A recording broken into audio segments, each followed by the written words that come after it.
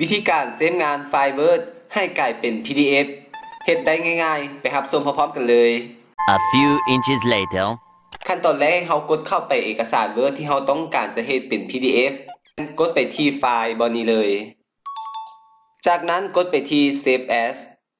แล้วให้เพื่อนๆเลือกที่หัวข้อ Browse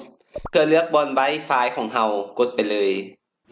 ถ้าหากเราจะบันทึกไฟล์ของเราไว้ในโฟลเดอร์ใดเราก็กดเข้าไปได้เลย จากนั้นให้มาสังเกตบนคำว่า Save as Type บนนี้เลย มันจะเขียนว่า Word Document ให้เปลี่ยนจาก Word Document เป็นคำว่า PDF Okay. จากนั้นทำการเซฟได้เลย เพียงเท่านี้ไฟล์ Word ที่เราเฮ็ดเวียกก็จะกลายเป็นไฟล์ PDF ให้เราแล้ว เนื้อหาเอกสารจะคือกันเลยแต่เป็นคนละไฟล์ Later. ไฟล์ Word แม้นเราจะสามารถแก้ไขข้อมูลในเอกสารได้ ส่วนไฟล์ PDF แม้นจะแก้บ่ได้เฮ็ดได้เพียงแต่เบิ่งเท่านั้น โอเคสำหรับคลิปนี้ก็จบเพียงเท่านี้ ถ้าเห็นว่าคลิปนี้มีประโยชน์ก็ฝากกด Subscribe ให้กันสำหรับคลิปนี้ขอตัวลาไปก่อน